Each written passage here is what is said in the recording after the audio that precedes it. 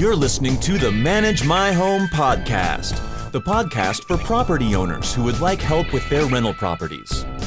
This show is based on the RPM WV Phoenix team's experience in leasing and managing homes and will give you useful advice and tips to succeed with your rental property. And now, from Phoenix, Arizona, here is Lisa from RPM WV Phoenix. Hi, and welcome back to Manage My Home. This is Lisa with RPM Phoenix Valley. Today we are going to be continuing our three-part series on the must-haves in your lease agreement.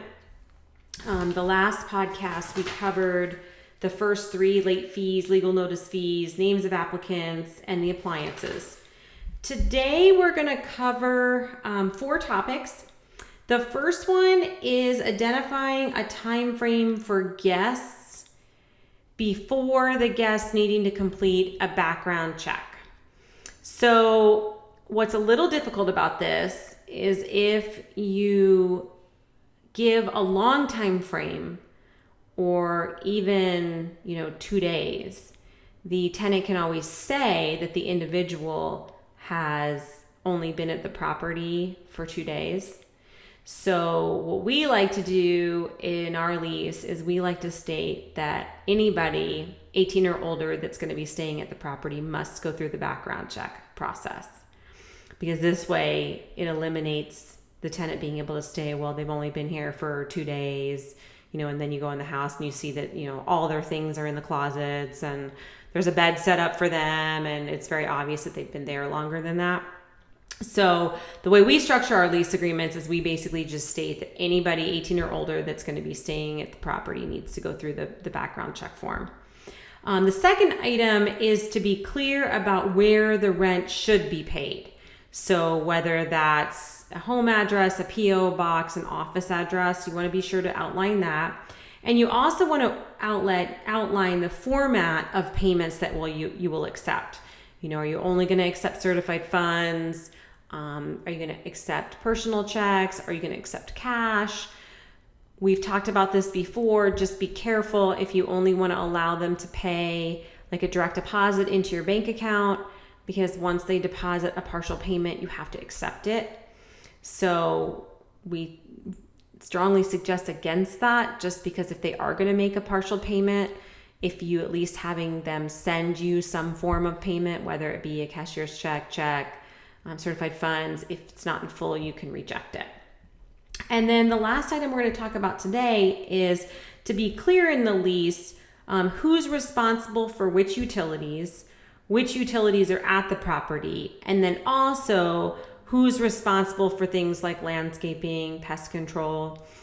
Oftentimes what we recommend in terms of landscaping, because people ask us this a lot, is if the property has grass in the front, then we typically recommend that the owner include landscaping services, just because oftentimes the tenants aren't that great with maintaining grass. If you have grass in the back of your property and you're okay with it maybe or maybe not surviving the summer and the winter, then you're okay leaving that up to the tenant. We would never suggest a homeowner reseed or plant sod or anything along those lines in between tenants. Like if the grass doesn't make it, just there's no grass there. But it's up to you, of course. So if you're very concerned about like grass in the backyard, or if you have large palm trees, you may want to consider including the landscaping services. The only thing to remember is that a tenant will not pay up for landscaping. So it's not one of those situations where because you included landscaping, you can charge more money, because unfortunately the tenants don't see that as an upgrade. So if they're looking at your home versus somebody else's that's priced at market, you're going to lose out. So it's kind of one of those lost leaders if you do decide to include the landscaping.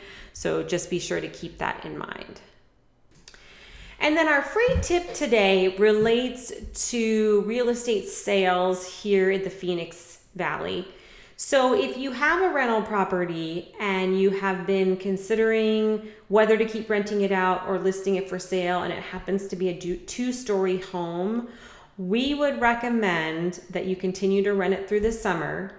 The best time to look at renting the best time to look at listing a rental for sale with a 2-story is going to be January, February, March are really good times. As you get in the summer here, people become very aware of the air conditioning costs because of the high heat. So our recommendation is to hang on to the rental. Maybe look at having your tenants vacate like the end of December or the end of January so that you can get the home listed January or February. So thanks very much for joining us. Join us next month where we will finish out our 3-part series on the must-haves for your lease agreement.